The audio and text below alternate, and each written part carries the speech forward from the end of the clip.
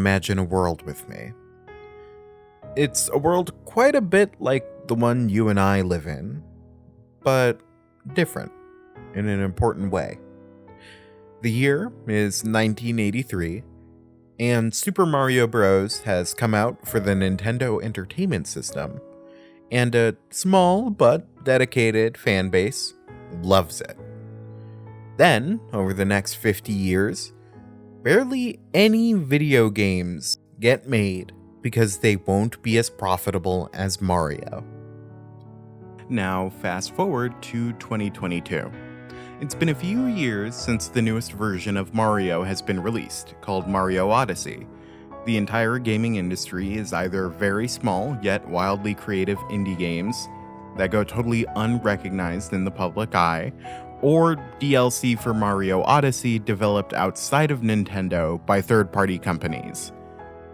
But Nintendo still has complete legal ability to destroy these companies that provide this free content at any time, completely destroying that business while also destroying the landscape around them.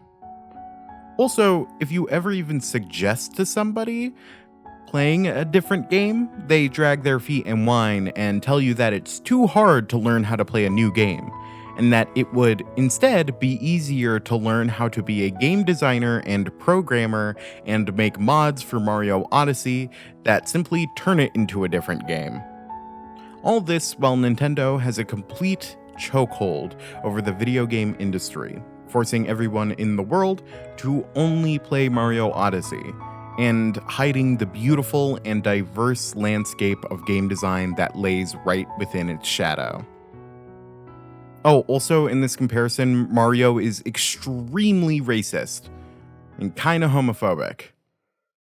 That sounds like a fucking nightmare, right?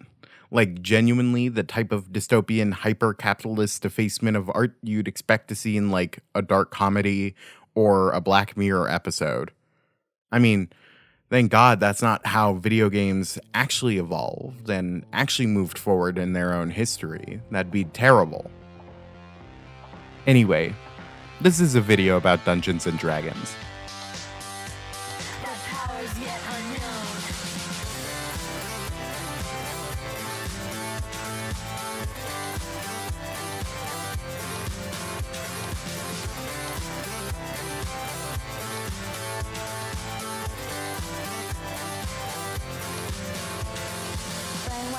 So I could get a high kick, relax, select, show me your best. That crystal blister, it's all over now. Sucker cane, music, you need more candy cane. Okay, cold freaks, got a high kick, mister, twister, moist with the rust. And stick it up, took it up, step a set, see that will back to back, took it out to the moon.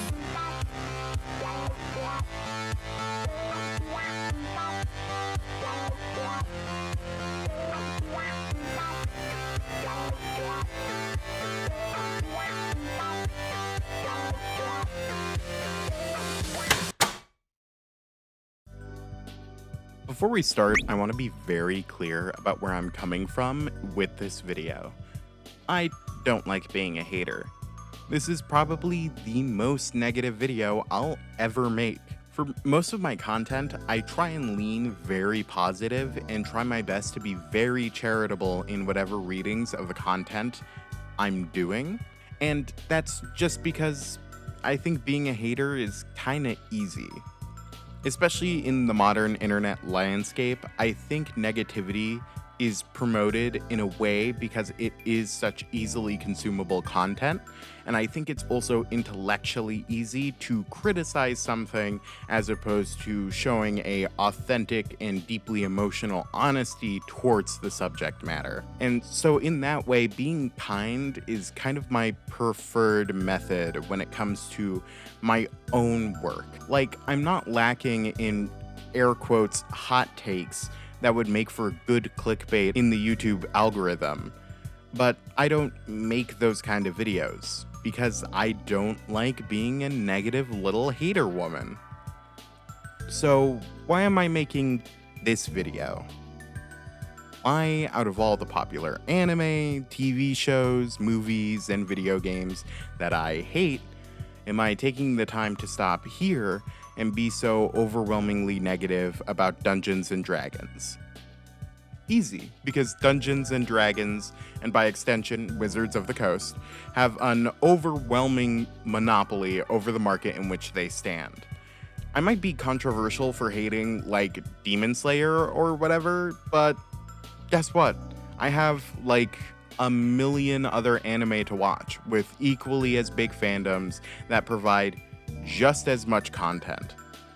In comparison, Dungeons and Dragons has such an overwhelming control on the tabletop role-playing game market that there's really no escaping it in any discussion of the medium. Just look at any Gen Con interview and the interviewer is sitting there like, this is pretty cool, but can you compare it to Dungeons and Dragons for me? In my mind, I can justify being as critical as I will be within this video because this game has a clear and active negative impact on the culture and the marketing surrounding it.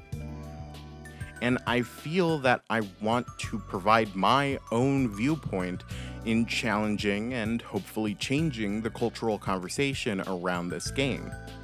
Because I used to love Dungeons and Dragons. I think a small part of me still kinda does. I know this video's presentation doesn't seem like it, but I genuinely do. I've been playing this game for almost 10 years at this point. I remember reading the playtest material for D&D 5th edition back when it was called D&D Next. Some of my most cherished memories with friends I can no longer talk to are within this game. I understand how this game can be so meaningful to people. So if anybody should have a reason to defend it, it should be me. And yet, I can't bring myself to support Wizards of the Coast or this game anymore.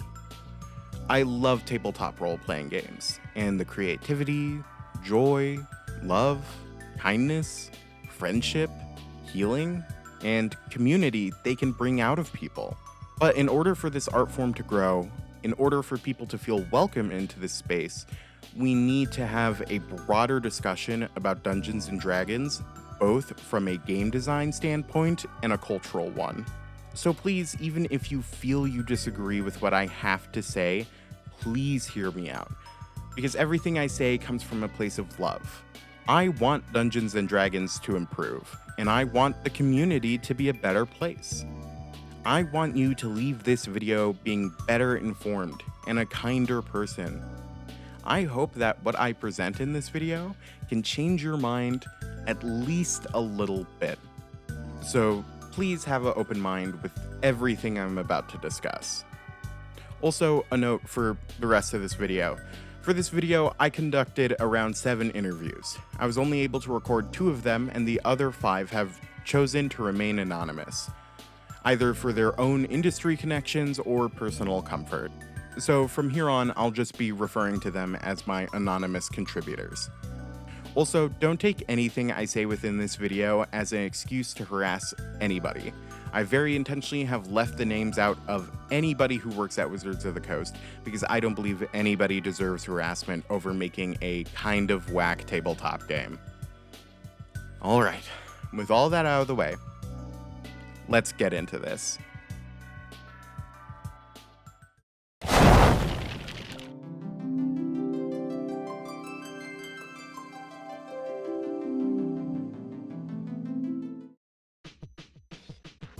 So, okay, with D&D 5th edition, I have so many critical issues with the game's fundamental design that it's actually kind of difficult to know where to start. I think my best approach will be with taking a look at what I consider to be the smallest issues, and then slowly building my way up to the more critical issues within D&D's design, as I really want to take my time here critiquing the mechanical core of this game, since I do see quite a few people critiquing everything about this game without really taking a broader, big picture look at the issues here. So with that in mind, I want to start where most players will be interacting with the game, and that's with a created player character. Any character created by one of the players at your table is called a player character, and in making this quote, PC, D&D 5th edition actually gives you a lot of options. Like a lot of options. Like a lot. While I could sit here and dissect every option a player has, I mostly want to discuss the issues here. So unfortunately, quite a bit will go undiscussed. Firstly, I want to start with the game's stats. When building a character, you're given 6 primary stats that make up your character, along with every other non-playable character in the world. These are strength, dexterity, charisma, wisdom, intelligence, and constitution.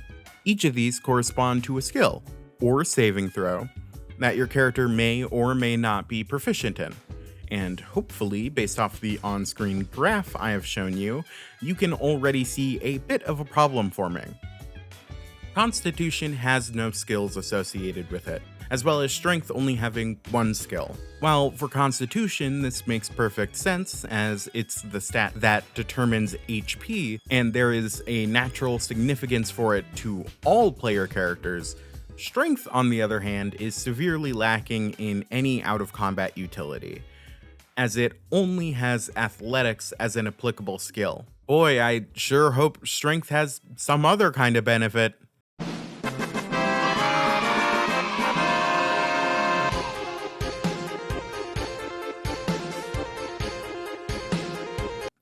Okay, so this does bring me to what I think is the core fundamental issue when it comes to player characters, and this will affect the wide majority of players of D&D since most players identify as a player rather than a dungeon master, and that's the wild imbalance of character options.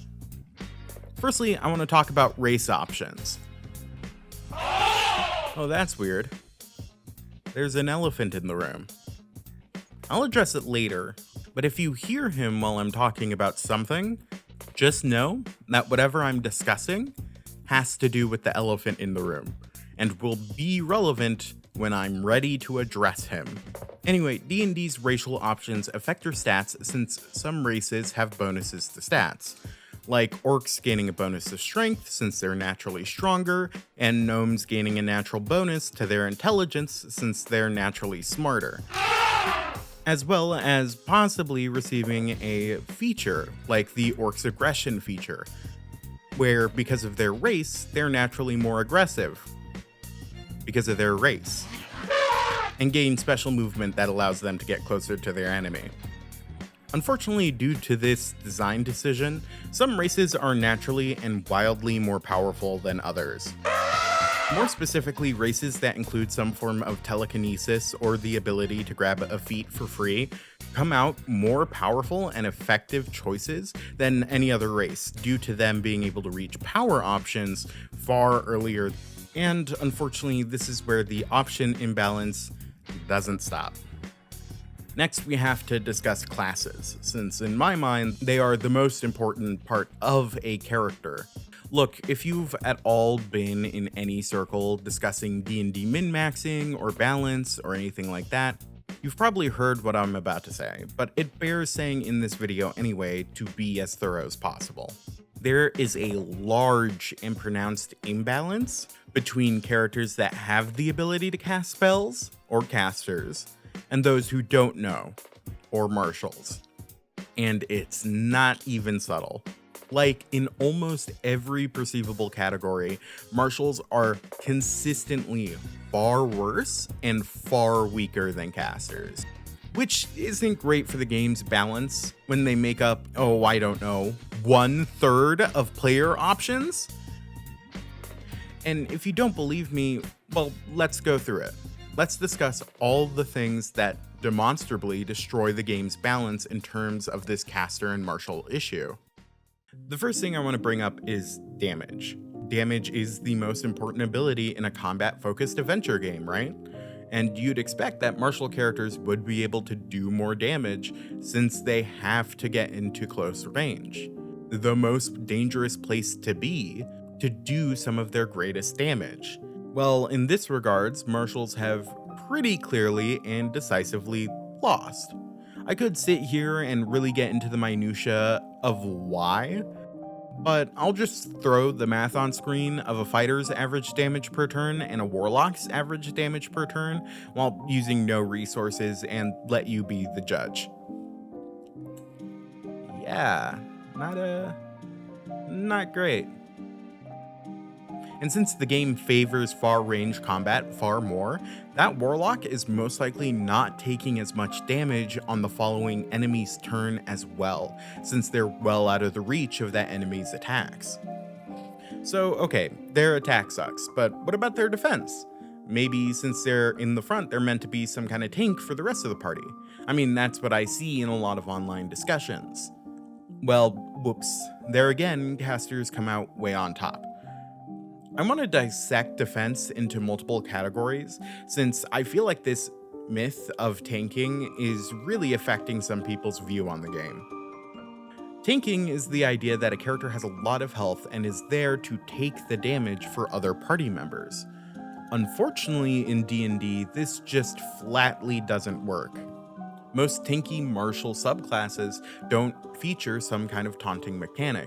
And Christ, I don't have the time to get into what a taunting mechanic is, so here's a definition on screen. Read if you're interested. There are only 2 subclasses that have taunt mechanics, but otherwise, this is a completely dead-in-the-water style of gameplay.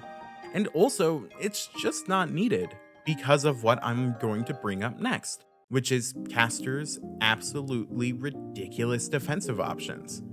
When it comes to their AC and HP, a caster has a million better ways of obtaining the same level of armor that a martial has through racial abilities, feats, and multiclassing. And while that's already kinda bad, they also have the ability to utilize that armor way better.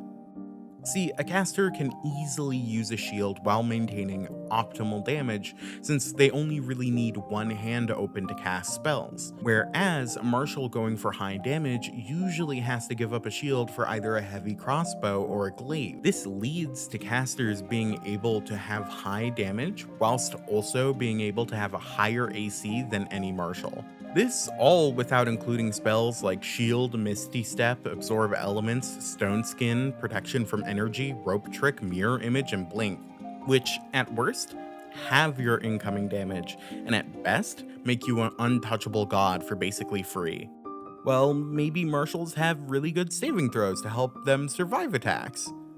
Well, that's not true either. Casters are consistently given proficiency in saving throws for 3 stats: Wisdom, Charisma, and Intelligence.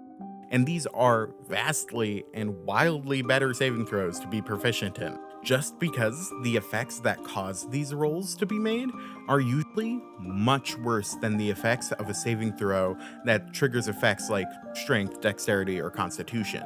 To illustrate this, I will now say what is the worst thing that can happen to you if you fail any of these saving throws. Firstly, with the saving throws that are given to casters. If you fail a Wisdom saving throw, you become mind controlled forever. If you fail a Charisma saving throw, you get sent to another plane of existence. If you fail an Intelligence saving throw, you have your mind permanently destroyed and basically lose all sentience. And then there are the throws given to martial characters. If you fail a Constitution throw, you take more damage. If you fail a Dexterity throw, you take a little more damage. If you fail a Strength throw, you get grabbed. I shouldn't have to say that these are wildly out of balance, right? Like, it should be pretty apparent by looking at this. This is all without even getting into other effects, like Silvery Barbs, that basically make any caster infinitely better at saving throws than any martial. All of this put together creates a situation where being a caster is far safer than being a martial in almost every situation, as casters just have the tools to better preserve their HP while consistently providing as much damage as possible. It doesn't matter if martial characters have more HP when they're in the front line and they don't have the tools to preserve it. I think a lot of these issues I'm bringing up here were really elegantly pointed out during my interview with Lilith from Tabletop Builds, where she had the following to say.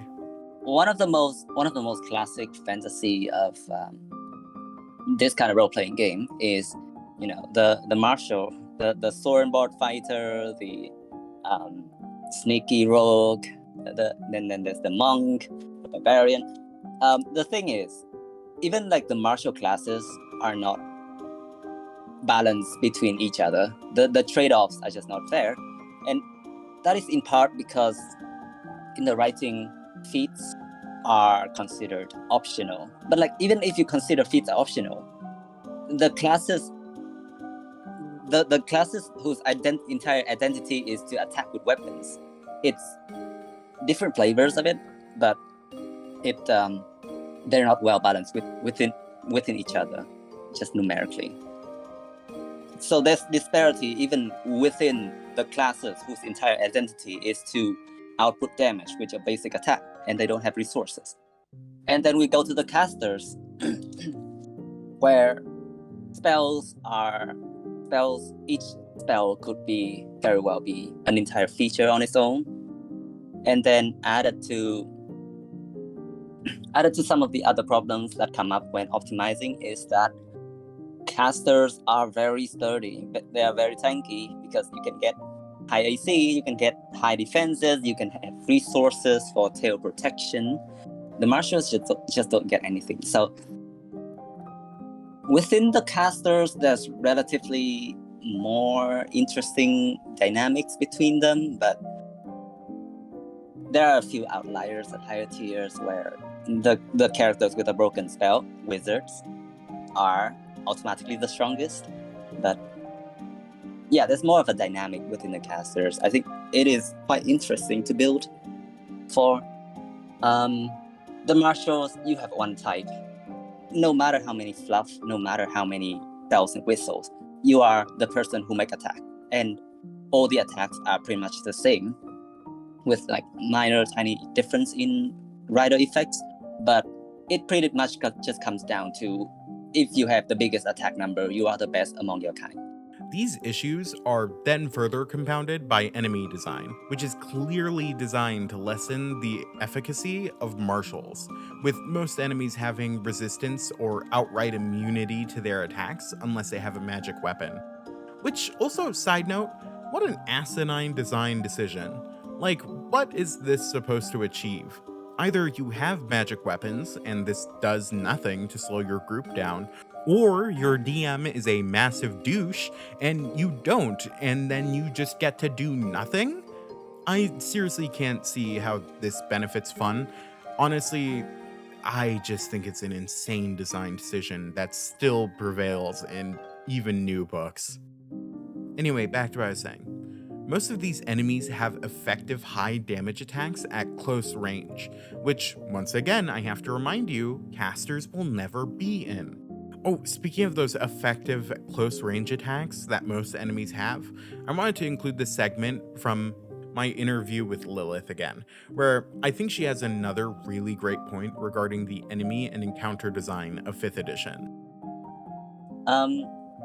It also reflects and like emphasizes the dynamic a lot more, because monsters are overwhelmingly biased against melee. Oh yeah, that's also a melee and range problem. But monsters are overwhelmingly biased against melee, but they are also just incredibly, how to say, some amount of them they feel very copy pasted. Two claws in one bite. That describes a lot of monsters. And the dragons, I've been in. I'm in a group that is having an event with making campaigns around dragons, and dragons are notorious because they feel incredibly copy pasted. They are reskins of each other, and then some of them have like a tiny extra rider effect, and that's it. They are flying things with 2 claws in one bite and a breath weapon. And it does make encounter building to some extent simple, but it's not very intuitive. It's and that's what I see in games that people run, is that there is a lot of convoluted ways that the GM has to go out of their way to fill in those gaps. There's consistently a lot of like homebrew and house rules, and there's a lot of extra work from the DM that is not really seen as often in other systems, where, like, for example, in Lancer RPG or Icon, you can just build an encounter. It's already built for you. There's a standard amount of output that enemies are expected to do and players are expected to do. So you can just build an encounter on that framework and like replace parts with what you find will suit the situation. A lot of this copy and paste design compounds a lot of the issues we're speaking about when it comes to character creation, since a lot of these shared traits between monsters are largely anti-martial and anti-close range. Traits like flying, magical resistances to slashing, bludgeoning, and piercing damage, and high damage when up close. All this without mentioning how useless the challenge rating is in helping you build a fair encounter, with monsters either being wildly more powerful or wildly weaker than their CR would imply. This leads to pretty crazy and swingy combats where it's really dependent on your dungeon master's familiarity with the game to be able to build something that's even close to being fair. And that issue isn't helped by the giant power differences between player characters due to the previously discussed imbalance when it comes to player choices. Combats in this game are so unbalanced and misshapen and swingy because 1/3 of players are vastly weaker than others, and then the other third are given tools that can outright crack the game in half. And this comes about because these martial characters are promised a fantasy that the game fails to provide through its mechanics. It's not a coincidence that a fighter will always be weaker than a warlock. It's built into the design at its very base level. And I think if the game promises me the ability to be a cool, strong knight, and I end up being the weakest and lowest damage dealing member of my group, while also being the most fragile, I consider that a pretty glaring failure of design. Okay, so that all majorly sucks for combat. But what about roleplay? I mean, D&D must be at least decent in encouraging creative character concepts and allowing you to go on amazing adventures, right? Well, once again, this is another place where D&D ties its shoes together and trips so hard it fucking gores itself. Because this doesn't work either. Firstly, let's talk about how D&D as a system is overwhelmingly hostile to both its players and its dungeon master in terms of selling the fantasy promised. On the player side, we've already discussed how imbalance creates issues for the efficiency of martials during combat, but now let's discuss how this imbalance is felt during roleplay. And I think there's no better example than this than the rogue. So what's promised to you when you play a rogue in Dungeons & Dragons 5th edition? Well, they promise that you'll be a cool, sneaky guy who can scout into places, who might be able to steal stuff, with wildly impressive skills that allow you to do basically anything or break into anything. And does the game deliver on that idea? Nope. Because guess what, asshole? If you want to be sneaky, there's spells that allow spellcasters to do that. If you want to scout and sneak into areas and gain information, well, that's too damn bad because a familiar spell will be infinitely more effective at doing that whole process. Want to pick locks? Well, there's a spell that basically makes that unnecessary. The rogue is shit on in terms of utility at every turn. So much so that I consider the mechanics to totally fail in selling the fantasy of playing that character.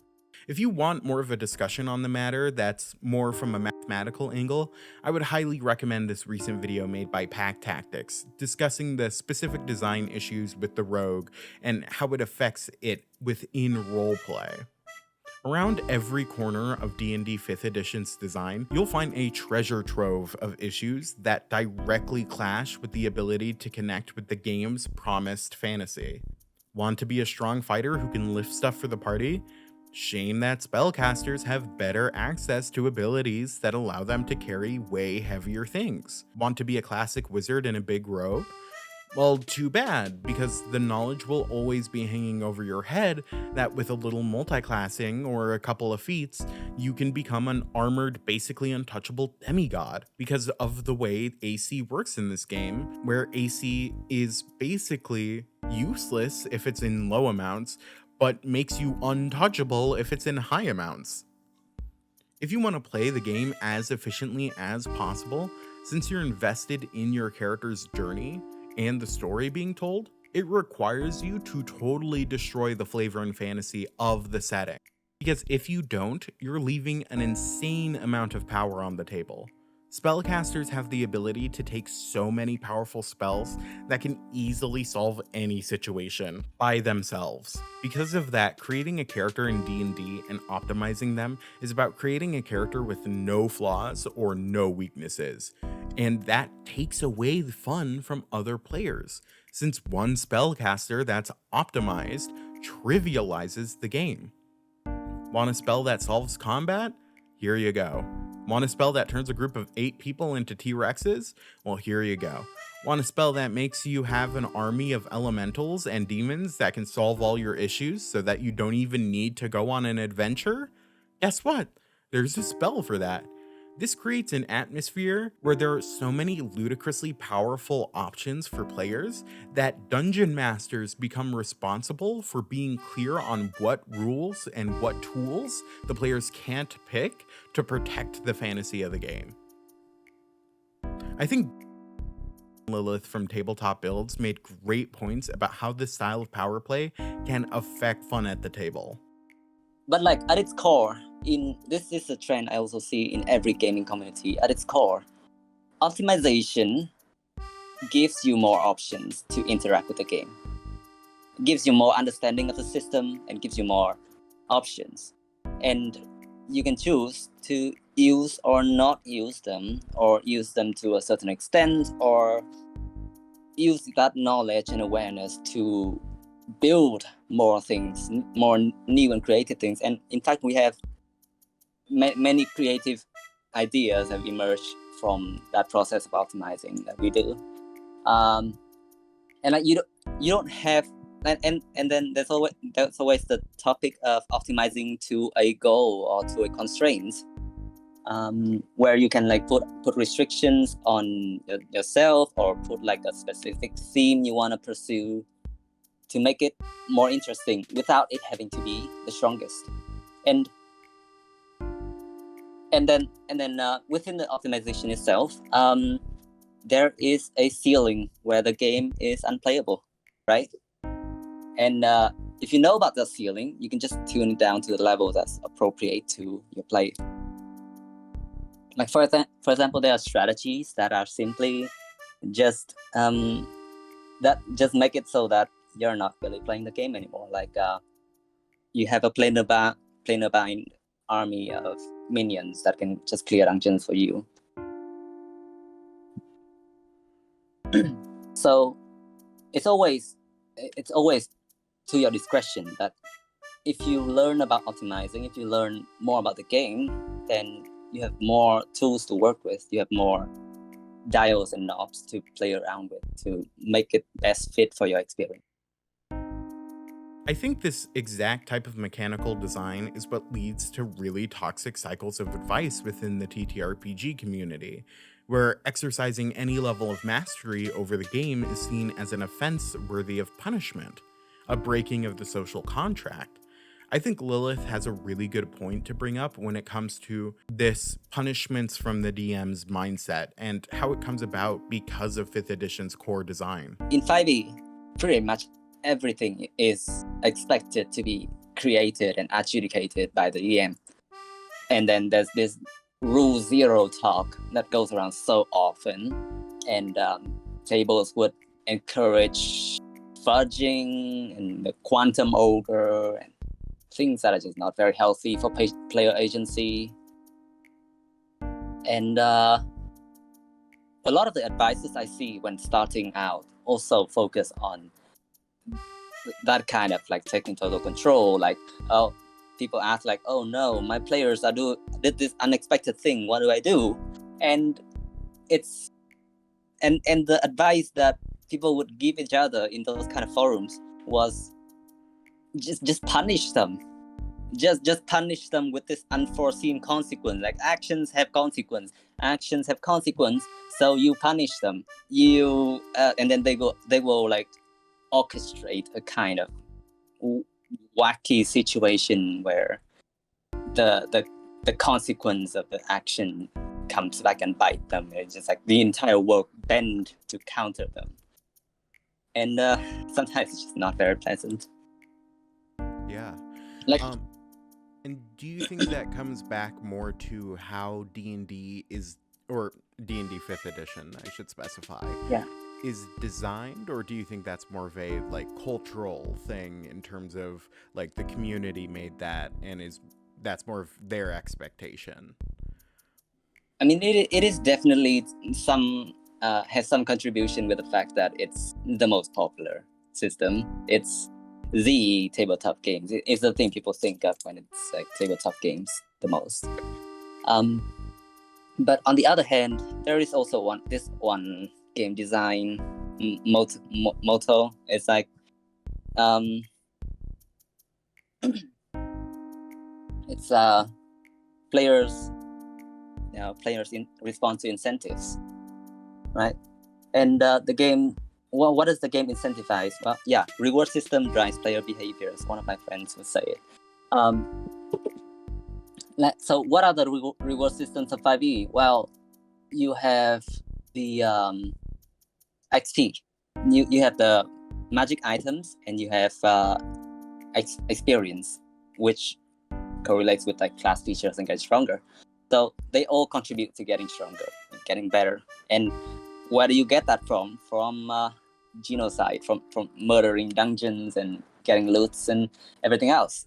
And you could say like, well, there's also the incentive of progressing the story or earning favor with other people and having allies and all that, but they are not incentives of the system. They are entirely built and orchestrated by the dungeon master. They are not like there's very little of like mechanical incentive to roleplay. Like there are games that reward you for playing out a flaw, or like or you declare that a flaw will give this flaw, this trait, this belief might give you disadvantage in certain situations, and that will enhance the trait, and it will give you reward like experience. It will reward you with like it reinforce your character identity. Like those kind of innate motive are what can drive a character more believably, because like you are responding to incentive. You are doing it because, well, it's my character. I'm taking this disadvantage. Whereas in 5e, you're generally just unless you're doing it just for the sake of it, you're always better off playing a pragmatic character who like make the right decision on everything as possible. Also, while I'm here, I want to bring up that the base Dungeon Master's Guide, as well as the Player's Handbook, have concerningly little to no discussion on safety tools and guides on how to run a game as a safe social space, or even how to run a game in a way that makes it fun. The game is actually lacking a lot of tools for quality of life on the Dungeon Master's end as well.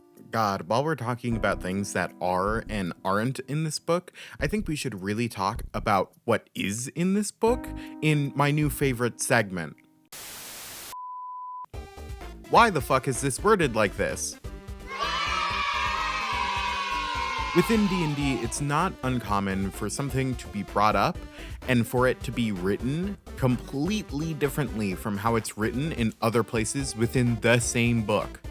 For example, here's the text describing an unarmed strike.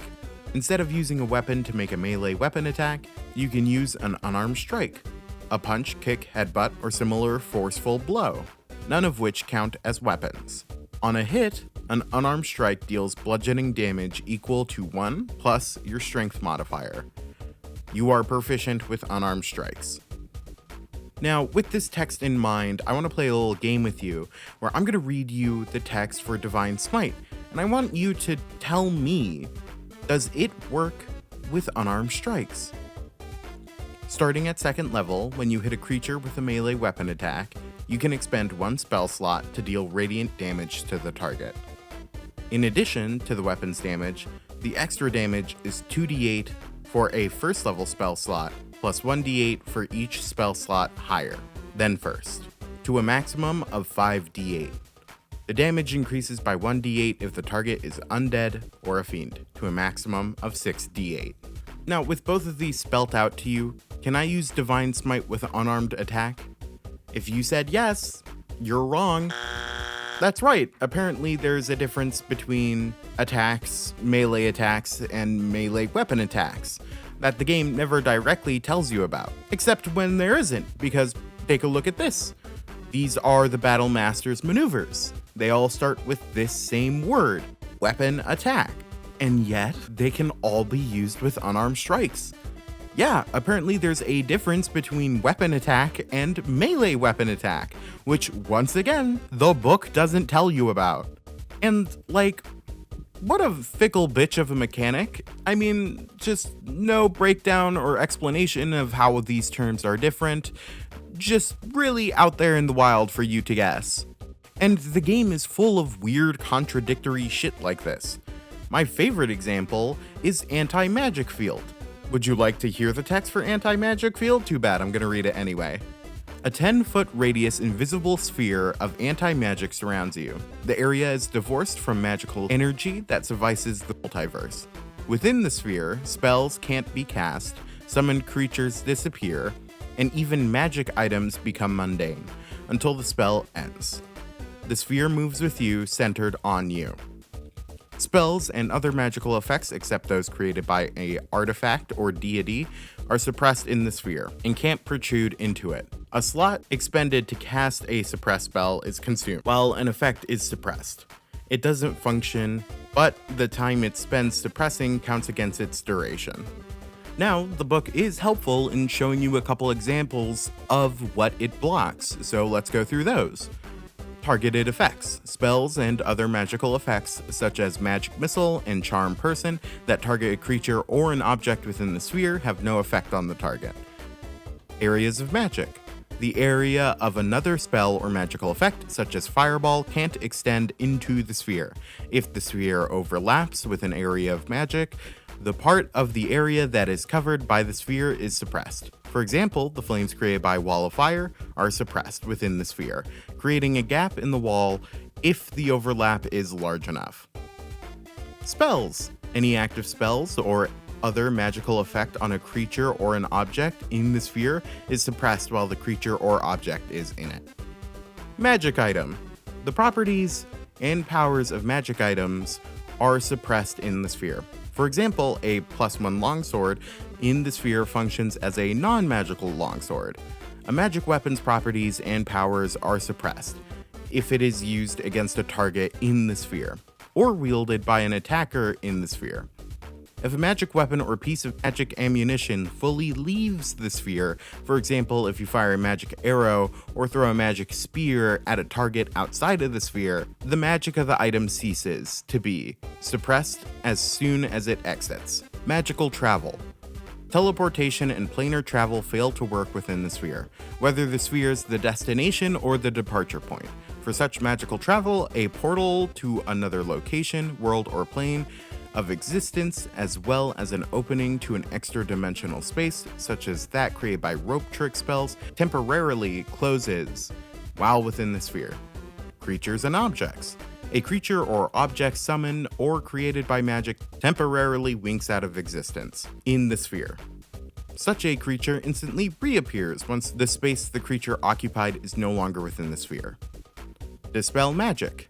Spells and magical effects, such as Dispel Magic, have no effect on the sphere. Likewise, the sphere created by different anti-magic fields don't nullify each other. Okay, so holy fucking shit, that was a lot to get through. And It makes sense that there are a lot of rules around this spell. I mean, it's a very complicated one, it's a high level one. Makes sense that maybe there'd be a few issues that come up. With that being said, now I want to read you the wording for key empowered strikes. And I want you to tell me if they work within an anti-magic field. Starting at 6th level, your unarmed strikes count as magical for the purpose of overcoming resistances and immunity to non-magical attacks and damage. Now, that sounds like it should work, right? Like, it even says it's being treated as magical, but it never says it is magic. It also has no other connection to any spell, artifact, or spell-based resource, which is a good thing because Jeremy Crawford himself said on Twitter that if it doesn't replicate a spell, isn't an artifact, or take from a spell-based resource, then it wouldn't be suppressed. So with all that in mind, this should be just fine, right? Nope, it just doesn't work in an anti-magic field. Why? Fuck it if I know. They just said it doesn't? I'm serious, just on Twitter, Jeremy said no. Because fuck me, I guess? Literally nothing within the book implies that it should work like this, and yet it does? And the entire system of 5th edition is filled with confusing shit like this, and constant wording that contradicts itself at almost every point.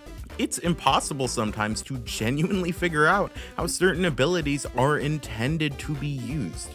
It's not a good sign that we as a community need to constantly bother Jeremy Crawford on Twitter just to figure out what the fuck the rules are of the game we're playing. And this is only such a big issue because in 5e, so much responsibility is put on the dungeon master to be the complete arbiter of the rules.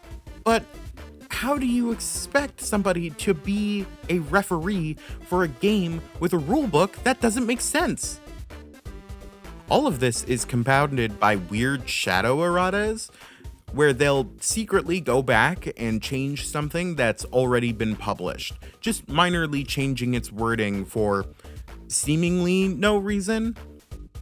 This is only one of the 2 types of erratas they do, but it's easier to catch when they do the other one. A lot of these issues that come about from the game's writing would be deeply assisted by more strict game mechanics, like keywords from Magic the Gathering or other tabletop games, or just flatly even having a looser system, which doesn't have such strangely restrictive rules. The game tries to have its cake and really eat it too, in terms of a lot of the wording is so loose that it can borderline mean anything, and yet beyond that, sometimes the game has wording so strict or rulings so strict that there's just no way to do something. And at the end, it just seems confused. Looking for any clarification within the game itself is nearly impossible. So Jeremy Crawford is constantly on Twitter trying to update people on what the book even means by this. And like, that's not healthy, is it? And this is a consistent thing that was brought up in every interview I did. Beyond all that, the really fucked up part about me is even if all these rule inconsistencies and power imbalances were fixed, I still think the game would have some very core design issues outside of that. I think a lot of these core design issues stem from the very core, which is how 5th edition uses its D20 system. The way 5th edition is balanced is with the intent that every die roll, excluding notable exceptions like sharpshooter or expertise, are mostly 50-50s, both for attack rolls as well as ability checks that you are proficient in. And unfortunately, 5th edition has no system for accounting for varying levels of success, like other TTRPGs. So in your heroic fantasy game, you have a 50-50 shot of achieving fuck all. In roleplay, this usually means just a lot of time being wasted attempting the same roll over and over again, since unless a roll is made in combat or can only be made once, like a persuasion roll, there's really nothing stopping you from repeating the same thing over and over within a scene. This is, once again, another issue that's been solved by other systems with mechanics like clocks and limits to make sure a scene doesn't just devolve into repeatedly trying the same thing over and over and over again. Where I think this issue is most insidious, though, is within combat. And luckily for me, you no longer just have to take my word for it. If you've played Baldur's Gate, you've seen with your own eyes that most attacks are in the range of 40 to 60% chance to hit. See, if you have a 50-50 chance of actually hitting with an attack, then there are very few statistical outcomes. It ultimately comes down to whether you deal damage or not. And even when you hit, because of how 5e handles modifiers on the damage, the variance on that final damage number is also very linear. This also leads to low statistical variation in terms of the final damage number, and therefore low statistical variation on how the situation plays out. And also, with this 50-50 split, this can also lead to situations, very common situations I might add, where you really can just miss 5 attacks in a row and contribute nothing to a fight and have a terrible time. This is especially bad since 5e has no way of communicating varying success in combat. Either you can miss and achieve nothing on your turn, or hit and achieve the same result as always. Even criticals, which double your damage dice, don't really change the outcome that much. The reason for using dice within a tabletop game is to allow for a large variety of outcomes and result. But in 5e, the only results are failure and success. For example, most other TTRPGs I've played usually account for around 5 different outcomes from a dice roll. And for their combat, they usually account for 3 to 4 different results from an attack based on how the dice fell. Right now, if you've played Dungeons & Dragons 5th edition, I can nearly guarantee that you can think back to a night where you rolled like shit all night, achieved nothing, and walked away feeling like absolute ass. I'm gonna let you know that that's not just having a bad streak of luck. That's a direct result of the design of 5th edition. And that comes about because they're so limited in terms of statistic variability in results. It's not a chance you'll end up having a cold streak and leave the table feeling terrible. It's an inevitability within the game's core design. And the thing I think is interesting is that a lot of players come up with homebrew rules to add more variance, such as critical failures doing something or crits doing more than adding a little bit of damage. But I think on a core level, a lot of players want more variance. Just because missing and doing nothing kind of feels like shit. Even brutal failure is better than nothing. And look, I know it might be hard to fully visualize how bad this feels or how bizarre of a design decision this is without providing some counterexamples. So let's go over some examples from video game RPGs, since I know you'll probably be able to connect your experience with the data I'm showing you. Also because I'm nearly certain you haven't played another TTRPG, let's be real. For these examples, I'm counting a miss as the chance to achieve nothing in a turn, like how D&D handles a target's AC. In Pokemon, the absolute lowest possible chance you have for an attack to hit is 30% chance to hit. But that's only for attacks that are instant kill moves. For every other kind of attack, you're looking at a low end of 75% to a high end of 100% chance to hit. And in those attacks, there are wild variants of results through special conditions like charm, burn, and the constant threat of a critical, alongside the diversity of the type system. Persona 5 has a 85 to 95% chance to hit for single target attacks and a roughly 70 to 80% chance to hit for attacks that hit multiple targets. All this while ignoring attacks that let you hit between 5 to 12 times, vastly increasing the odds to hit. on top of a system where critical hits vastly change how turn order plays out, leading to wide statistical variance in terms of how combat, turns, and strategies can play out. In Fire Emblem, the game actually kind of lies to you about hit rates with the data being presented on screen. Usually the game is about 5% higher than the statistic it's showing you, leading the average hit range to be around 80%. And I want to remind you, all these hit rates are in games where the average wait between turns is like 10 seconds to 5 minutes at worst. Whereas D&D is more than satisfied having a 50-50 chance to hit in a game where it can be 30 minutes to an hour before your next turn. Now, I hear what you're probably saying. Zeta, those are all video games. That's not a fair comparison.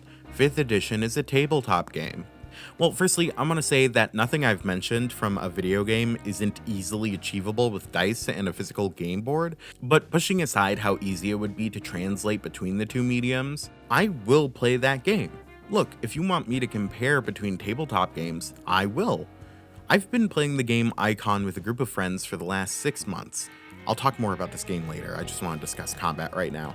And in the entire game, there has never been a player turn where a player has achieved nothing.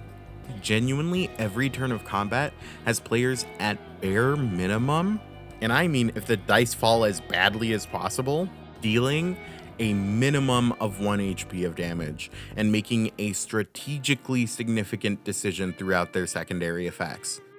And then whenever I return to D&D, I return to a game where I can have multiple hours of gameplay and combat go by with me achieving absolutely nothing, and with no progress being made by my character because a 50-50 shot between everything goes perfectly and you do absolutely nothing feels like shit.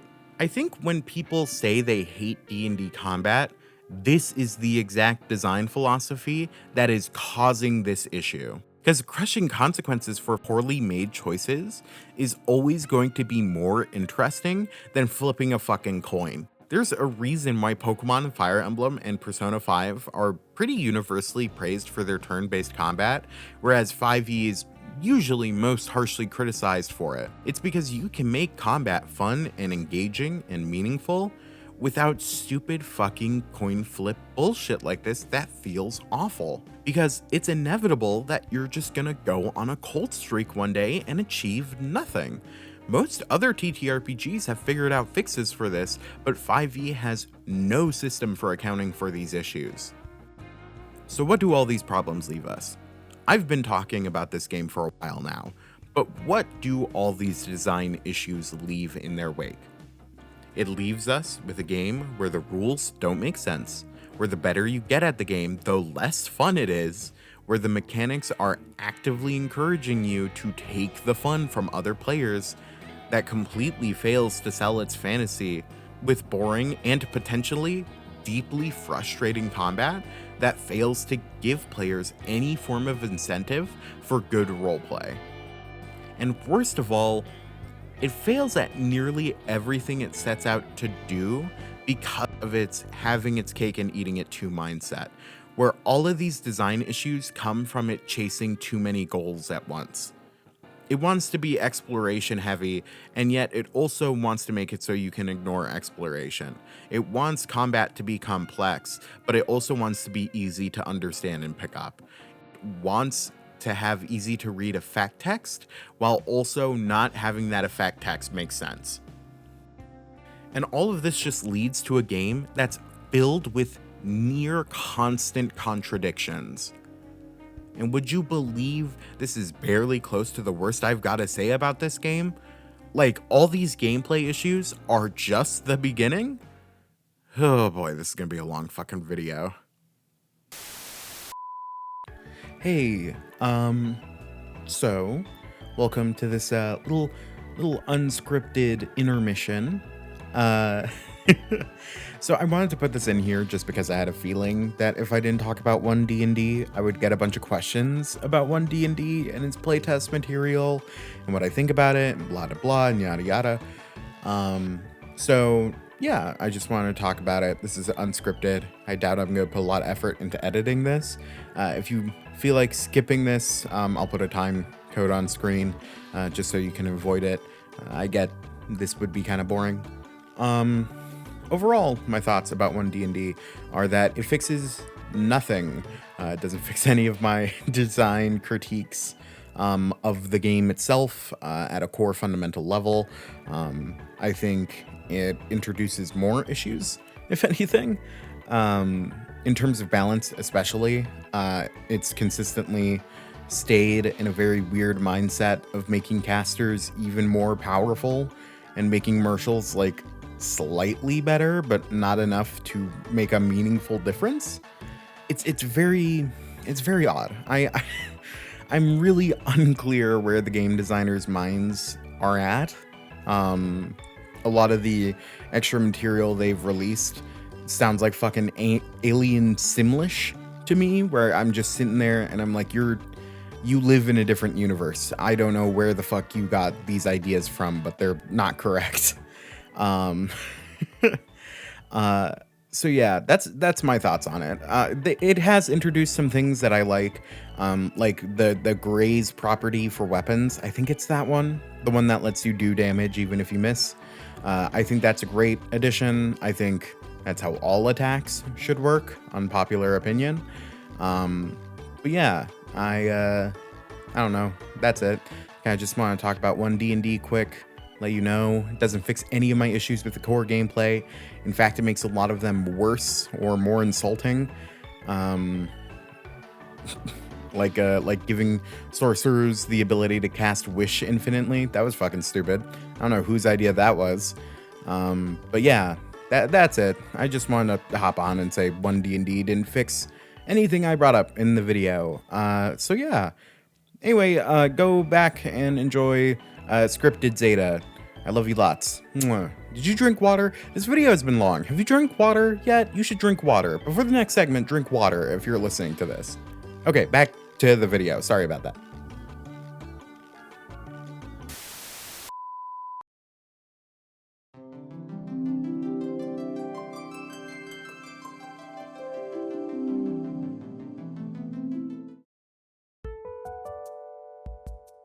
Okay, so before I start here, I understand that shitting on Wizards of the Coast is like probably one of the easiest slam dunks in the universe. Like, I've never seen a company more hated since, I don't know, EA.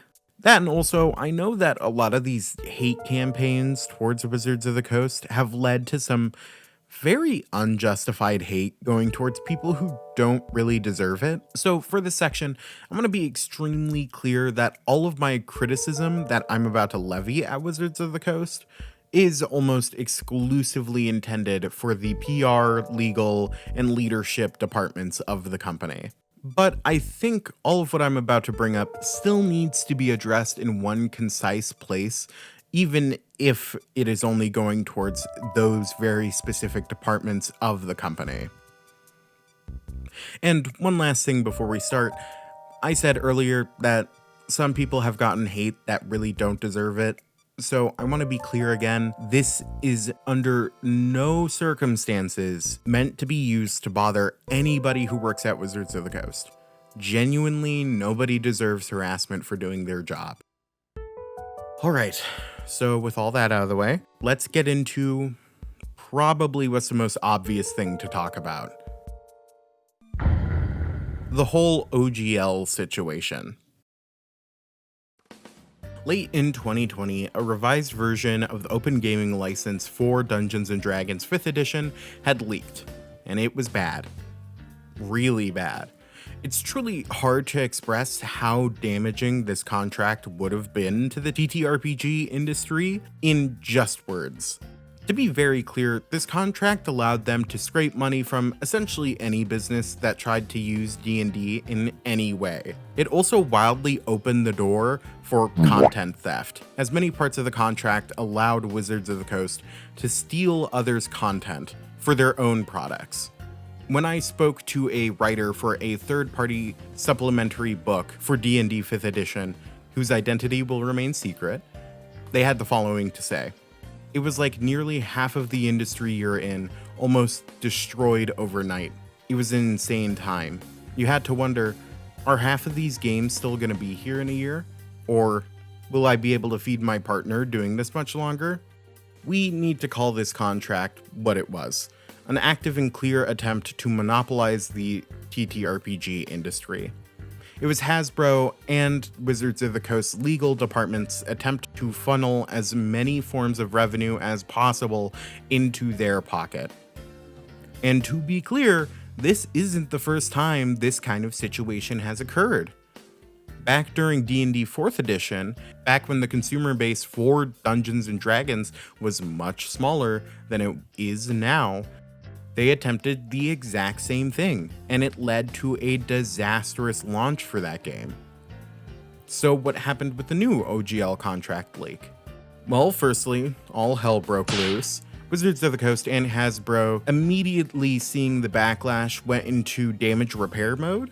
Firstly, by trying to gaslight everybody, by being like, that contract wasn't being sent out for real. But when that didn't work, the fans got angrier, and they hard pivoted to reversing their decision, whilst also taking zero accountability for their own actions.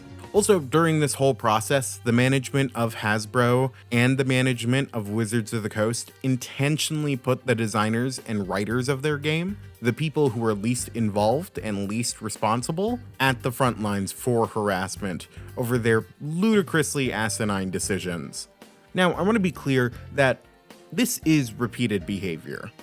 Through multiple different leaderships, there has been a constant attack on the open gaming license as it stands. And Wizards of the Coast has now shown multiple times that they don't care about expanding or assisting anyone else in the tabletop RPG industry. They see all third-party publishers as contest, as another form of revenue that's being taken from them. To once again quote from my interview with a third-party writer, "There's no doubt in my mind that WotC was attempting to strong-arm us out of the industry."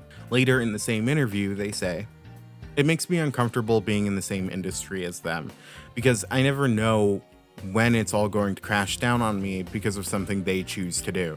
They wanted to use this contract as an intentional intimidation tactic to make sure that the ceiling of the industry they're operating within will always be below them, and they will always be the top dog. This is from an interview I had with a writer for a competitor TTRPG, whose identity will stay anonymous for their sake. It was a frustrating situation to be in, because on one end, we can make our own game and never make as much as D&D because of the larger community, or we could make supplements for D&D and be under the thumb of a company and leadership that has shown disdain for us attempting to help them, you know? In this repeated pattern of behavior, Wizards of the Coast leadership has shown a continuous level of disregard for any publisher trying to enter the space. And through this repeated mercenary and anti-competitive action, they've created a hazardous environment for any publisher. And that's not a place that allows for an art form to prosper. With their aggressive actions, they have created an effective bottleneck around the art form of role-playing games, as well as the industry they reside in. And I want to be clear, I do push a lot of lefty propaganda on my channel, because unsurprisingly, I am quite a bit of a lefty. But even from a free market standpoint, a lot of this is clearly attempting to silence a free market and stop other businesses from growing. But hey, even if they treat their competitors like shit, at least they treat their fans well, right?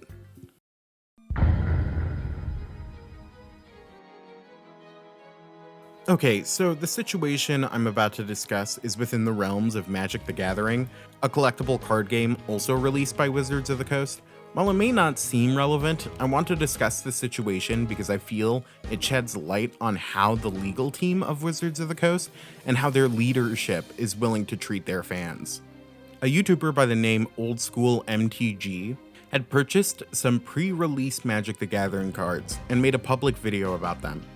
Now, within the card game community, this is not at all unusual. Hell, companies like Konami even encourage this kind of early unboxing content as a way of creating unique excitement and marketing around their upcoming releases. So naturally, you'd think with something like this happening, they'd be cool about it, right? I mean, it's a pretty minor leak if anything, and it doesn't really hurt anyone. Well, no, they did have a problem with it. So what did they do?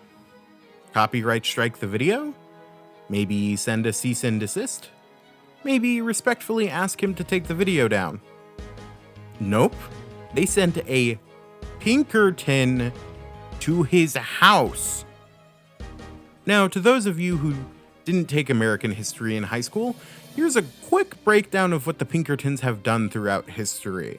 Engaged in violent labor disputes, such as the Homestead Strike of 1892, infiltrated and spied on labor unions, including the industrial workers of the world, coerced and intimidated workers to prevent strikes and protests, acted as strike breakers, often using force to break up strikes and demonstrations, collaborated with governmental authorities to suppress dissent and labor activism, employed questionable and illegal tactics during their investigation, and provided security for wealthy individuals. Oh, I almost forgot. A lot of this behavior was brought about by a very unsubtle motivation of wanting to beat down Black and queer people, even down to, in the earlier days, assisting in slave patrols. Slave patrols. You know, slave patrols, where they'd go around and look for escaped African slaves. Slave patrol. You know, they helped in slavery. I'm repeating this because I want you to realize how insane that is. Slavery. They assisted in it. They helped. Any slave that escaped, they were the ones bringing them back. So, I just want you to remember that your money went to these fine young men if you ever bought a D&D product within the last couple of years. So let that lull you to sleep tonight. So this Pinkerton detective proceeds to threaten and strong-arm MTG, claiming he had stolen property and that he would fine him $200,000 if he didn't surrender the material. So you must be wondering, well, did he steal the stuff he was showing off? And once again, nope. This is the most fucked up part in my opinion. Wizards of the Coast sent it to him by accident. To be 100% clear, Wizards of the Coast sent a Pinkerton detective, the same organization that was known for helping get slaves back, to a man's house to threaten his safety and his family's safety because they fucking sent him cardboard by mistake. A mistake they made. So you must be thinking, hey, well, at least this was only once. And you'd be wrong, because according to inside sources, WotC has been very buddy-buddy with the Pinkertons for a long time now. So don't worry, those dollars you've been paying for D&D products have gone straight into lining the pockets of the organization that directly assisted in the detainment and slaughter of African slaves. Whew. But that's gotta be the last of it, right? They couldn't have possibly done anything else just as awful as I was writing this video, right?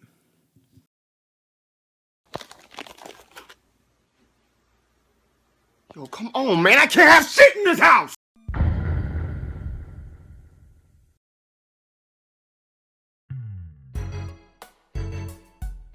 Oh, fuck. So let's get into this. 2 weeks ago, as of writing this video, probably much more as of editing this video, Wizards of the Coast was caught using AI-generated artwork for their recently released Bigby's Giants. After getting caught with their hand in the cookie jar, they quickly scrubbed any pieces of art from the book. Look, I really shouldn't have to say this, but I guess I have to anyway. Using AI art in one of your books right after the beginning of a giant strike against this kind of wild art theft is such a ludicrously stupid and embarrassing thing to do This is also an extra embarrassing thing to do as a company, especially if you have a history of negative interactions with your own artists. Sure, they apologized for it, but let's be very clear here. They only apologized because they were caught. Just like with the Pinkertons, and just like the OGL, Wizards of the Coast will only apologize when they're caught. Wizards of the Coast, and specifically their leadership, has shown a repeated pattern and culture that reveals a deep contempt for everyone else in their industry, their fans, and even the artists and writers who work to build your favorite worlds. Oh, and before I forget to mention this, everything I've brought up so far in this section has happened over the course of, I don't know, less than a year, and yet we keep giving them money and free attention. Even after all of this. Because guess what? All of this is a pattern. They've been working with the Pinkertons for a long time now. They've repeatedly tried to destroy the OGL and obtain a monopoly over their industry. They've been fucking over artists for years. And oh yeah, speaking of art, this isn't the first time they had to get rid of a piece of art from one of their books. Because last time they... Alright. I think it's about time we talk about the elephant in the room.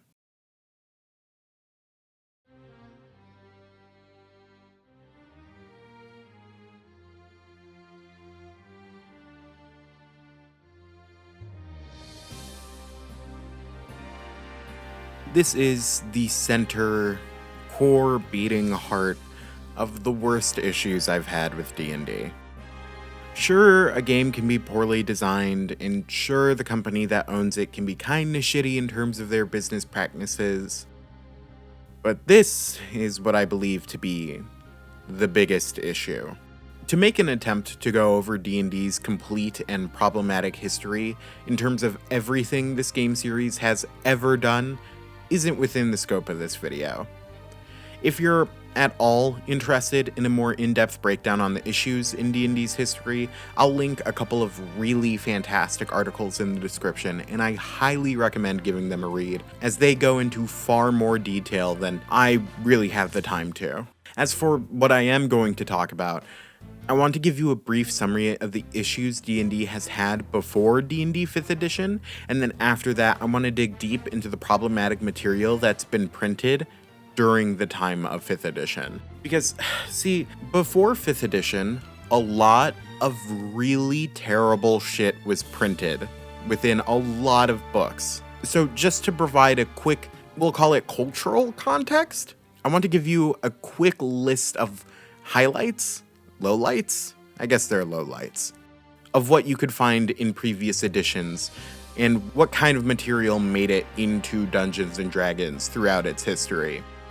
Firstly, the first two editions of the book, in their illustrations, exclusively presented humans as white. These early books had an overwhelmingly Eurocentric worldview and had no representation outside of that worldview.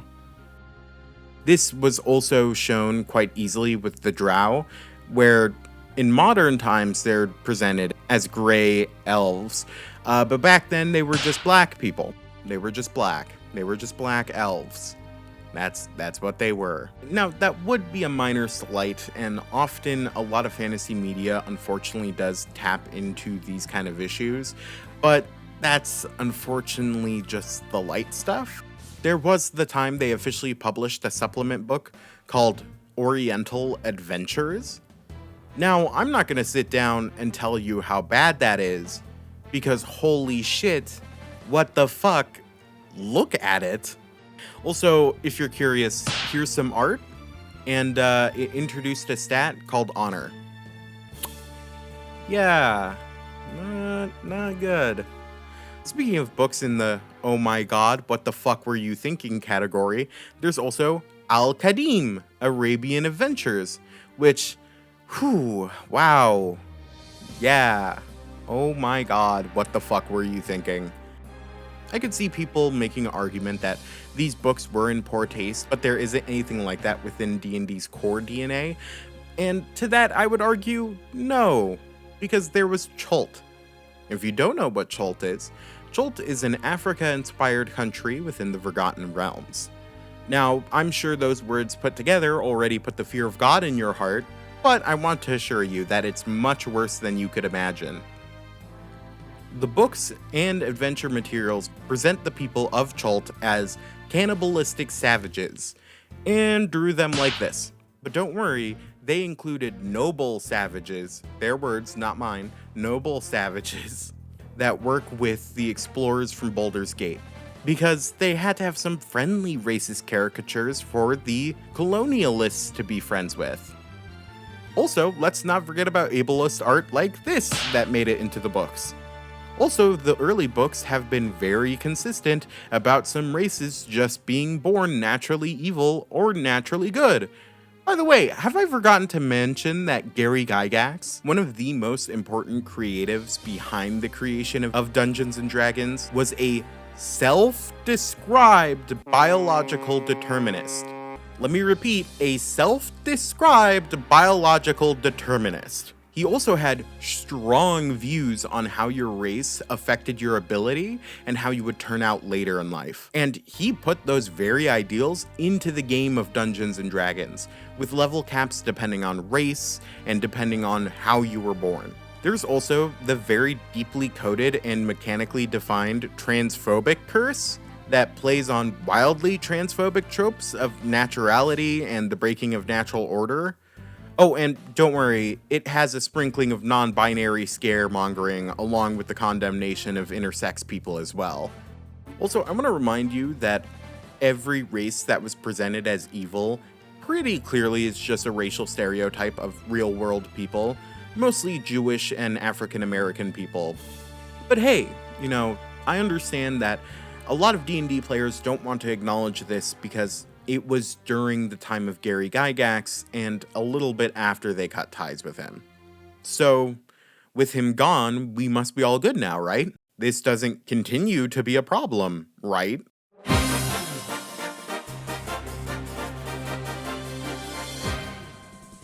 Wrong.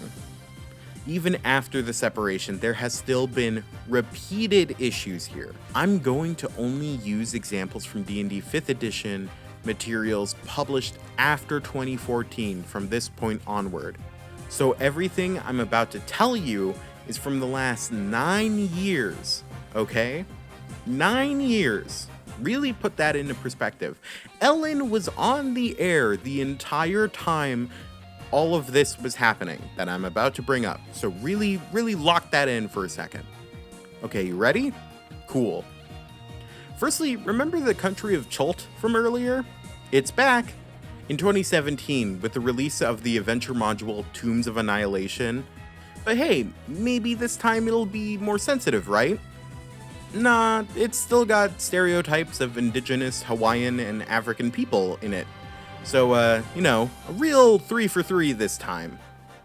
Oh, speaking of adventure books, in the book Curse of Strahd, released in 2016, the book featured stereotypical and offensive representations of the Romani people, along with their traditions, turning them into the oogie spooky scary witch people, which is so disrespectful I can't put it into words. This all within a game that still has your race determining whether you're smarter or stronger than another race, along with default racial moral alignments, along with using words like aggressive to describe orcs in their nature. Orcs, the race they keep drawing with dreadlocks and big lips. I wonder who they're talking about here. Orcs. Oh, and lastly, there was the time that in the Spelljammer book released, in 2022, they had a race of ape people called the Hadozi, where, get this race of ape people who were kidnapped from their home, given intelligence by their enslavers, and proceeded to be enslaved. And as if all of that wasn't questionable enough, they had the audacity to put one in clothing that paralleled the horrifically racist tradition of minstrel shows. And I want to remind you, this was last year. I don't care what your reasoning is. Having monkey people who are kidnapped, enslaved, given intelligence by their enslavers, and put into minstrel gear is unacceptable. Now, that's a pretty daunting list already, but I chose to keep things out of the list like Esmeralda Davnir, where it is questionably ableism, and there's still a lot of debate around her character. I know we want to give Wizards of the Coast credit, because to be fair, they removed the ability modifier issue from races, along with the weird alignment depending on race shit, and most of the offending artwork here that I've brought up has been taken down from later reprints of these books.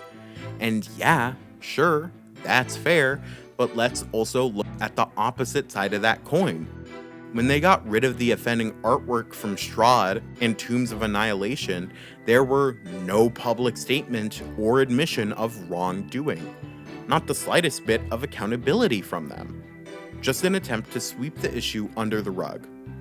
Oh, by the way, if you had an old PDF of these books and you wanted, a not racist copy, you had to pay for it again on D&D Beyond. Nothing like profiting off of your own deep racist fuck-ups, huh? Also, good on them for publishing a book that fixes the racism issue at the core of the mechanical design of races. Shame they're charging me another, $50 for it? Also, they fixed those racist mechanics right before, releasing a book with slave ape people in minstrel gear? But Seda, they got rid of the racist imagery in Spelljammer. Oh, you're right, they did. How insensitive of me. They even hired sensitivity consults. Look how good they're being. But wait, what happened only a month later? A month after they put a book out with slave monkey people in minstrel gear? Oh yeah, the OGL situation. I'm sure this will be the most unpopular point in this video, but D&D is so firmly rooted in this racist history that it will take a Herculean miracle for it to ever fully free itself from it. All these issues have created an environment within the TTRPG community where casual racism and sexism are both tolerated and expected. It's so bad, there's a subreddit for it. It's called RPG Horror Stories. And I think it's a perfect showing of the type of people D&D has attracted, not through coincidence or through chance, but its repeated pattern of casually racist behavior. You'll find hundreds of stories of people being harassed because of their race, gender identity, sexual orientation, religious beliefs, and more. This is a direct result of how much of a cultural force we've allowed D&D to be. It's the biggest TTRPG in the world. We let D&D sit at the head of the table, uncontested, and then ignored how that would drive so many people away. Friends and potential new players are barred from joining the hobby because the one game we play has this history. How many people do you think were driven away from playing TTRPGs as a whole because of how obviously D&D has been proudly a only for white men space throughout its entire history? I can tell you I can think of one person. Back in high school, I had a friend named Kamel. Kamel was an African American and a good friend of mine. We got along great, and then one day I asked him, "Hey, you want to play some Dungeons and Dragons with us? I think you'd be great at it." And then he told me, black people don't play Dungeons and Dragons. I thought this was crazy. I was biracial. He knew that. And yet he said that to me. And at the time, I didn't know what he meant by it. But now I get what he meant by it. Because this is how that book betrayed him. This is how that book betrayed people from the country where my dad is from. We can't keep pretending that we're an open and safe community while also standing by and being compliant in a game with a wildly checkered history like this. We abide this game having a monopoly over the industry it's within, even though its history makes the community smaller. We can't act like D&D is for everybody when this community has never been a safe space, because the game we used as a foundation has such hate and venom sewn into its DNA that it's almost inextricable from it. It might be petty to still bring all this up, I'm aware, but something doesn't feel right about that time my friend didn't play D&D with me because these books were that uninviting. And that was my failing, because I didn't present him any alternative to D&D. And that brings me to what I want to talk about most with you, which is your part in all of this.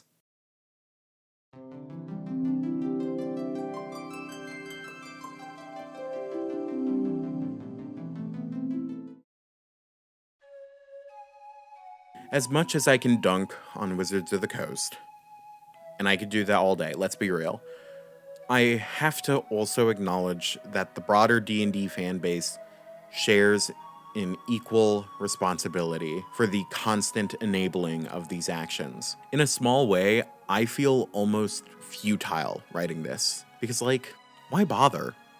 The larger D&D fan base has this attitude that it's just too difficult to learn a new game, and presents any attempt to dissuade them from playing the game as some kind of personal attack. And I get it, because community is just such an intoxicating thing. You want to be part of a social group with a shared social lexicon and shared communal talking points. If I try to talk to somebody about GURP, I'm going to sit there explaining the game for 30 minutes, but if I walk up to somebody and say, hey, monk fucking sucks, everybody gets it. That kind of shared space is super comforting. But no matter how much I look at it, I can't justify staying by Wizards of the Coast and Dungeons and Dragons.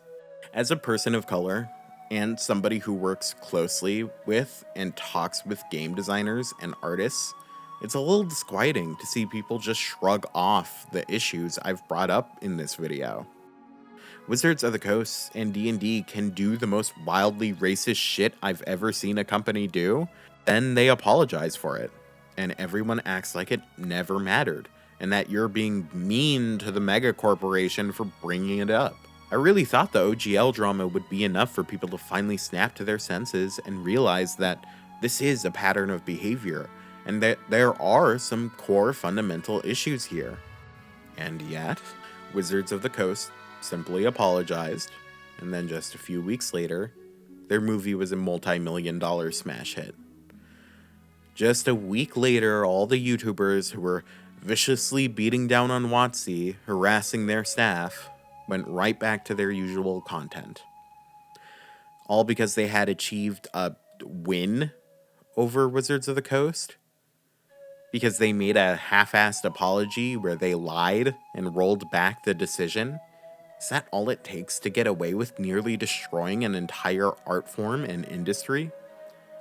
Is that all it takes to get away with perpetuating racist rhetoric and imagery? Is that all it takes to get away with using AI art during one of the biggest labor union strikes in recent history over the use of that very AI software? Is that all it takes to get away with hiring a group of men who were known for bringing back slaves and destroying unions? Why? Why do so many players just not give a shit? It's because of compliance and a need to have a shared social space, especially in the social media age. It's because why bother learning a new game when nobody else is taking the dive with you? It's scary to try new things. Trust me, I get that. But we can't use that as a continued excuse for our own responsibility in this. We can't just shrug off this deeply racist behavior, because the more we do that, the worse this community becomes for people of color and other minority groups who want to enter, who will be turned away from the game the more we allow this behavior to continue, both from our fellow players and from the industry that we assign ourselves. We can't just shrug off clear attempts to crush competitors and strip their own workers of rights, because that's going to make things even worse than they currently are for the creatives and designers who work to make some of your favorite worlds and amazing stories. We need to allow for there to be a space for other games to grow. At the beginning of this video, I said I'm only making this because D&D has a monopoly over the cultural consciousness and the industry therein. And I think it's that very fact that has held us behind from every other form of entertainment media for over 50 years. Video games have exploded over the entire course of D&D's history because of the sheer variety they have of emotional experiences that can be shared with different kinds of people from all over the world. They have a variety of gameplay styles and an even wider range of dynamic views of the world, with multiple people, all from different backgrounds, contributing their views to shape a wild and diverse landscape. Because video games are for everyone, both making and playing them. And then there's TTRPGs. We aren't growing at nearly the same rate as every other media industry around us. And that's because we're gatekeepers. You may not realize it, but we are. And that gate is called Dungeons and Dragons. And you're not allowed to pass unless you love this one game and are willing to look past all the shit it's done. We made the shitty racist game with rules that don't make sense our flagship and acted surprised when the game took forever to gain a modicum of social clout. This game isn't what's bringing people into the TTRPG space. It's the game that's been turning them away since day one.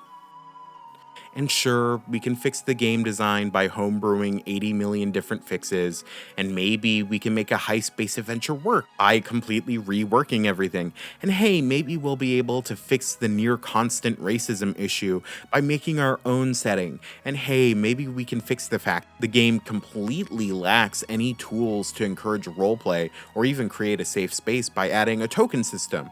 And hey, maybe we can fix combat by changing the balance completely, rewriting certain spells, and giving martials more abilities.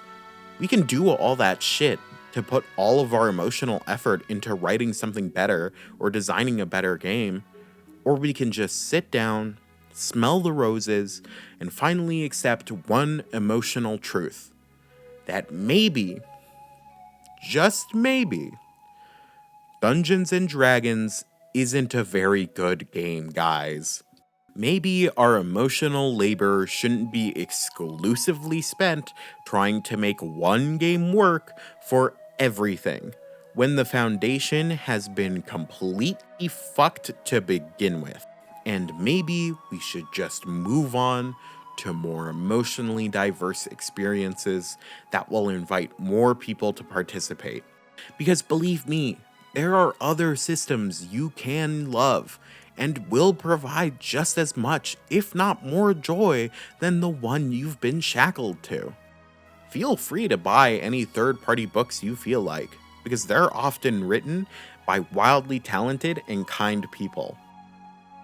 And feel free to watch any actual play shows you want, because they're made by some of the most creative and entertaining performers of our time. But I want you to know that our future as a community is with them, not Wizards of the Coast. And sure as hell not with Dungeons and Dragons. Because Dungeons and Dragons did not make Critical Role. Dungeons and Dragons did not make Dimension 20. Dungeons and Dragons hasn't created the lexicon of beautiful books. We did. And I want to see what they can do when they are allowed to expand to other games, either making their own or helping in the creation of others. I'm worried that people are going to feel hurt by what I have to say here. Like, I get why this game is so meaningful to people. I mean, hell, it's meaningful to me.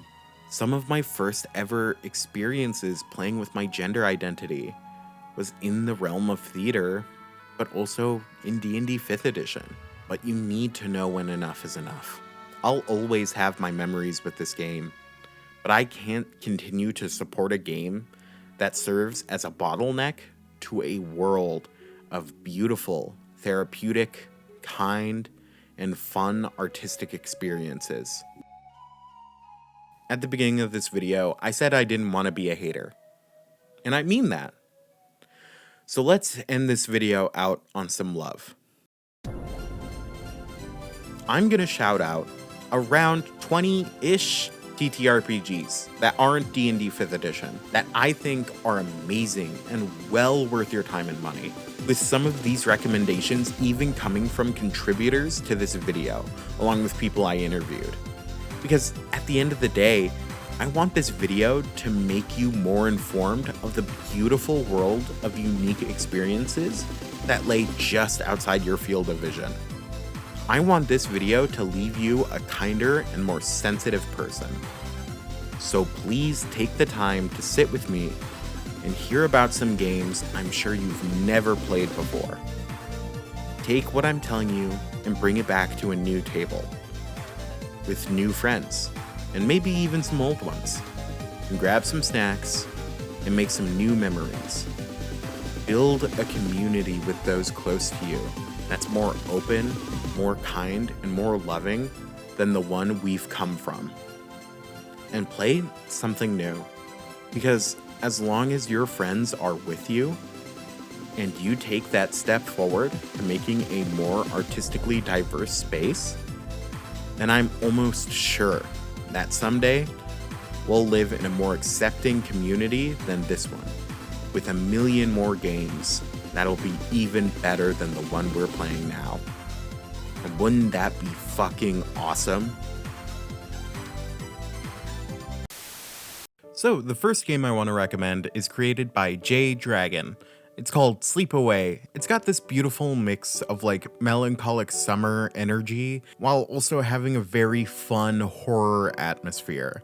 I think this is super fun if you're playing this for like a medium age crowd, somewhere between like 13 to 20, I think is the perfect range for something like this. The art is super charming and it's got some really fantastic safety tools. So this comes as an easy recommendation for anyone who's very roleplay driven and is looking for a bit of a summer spooky vibe, especially going into October, because I think this video will be released in October.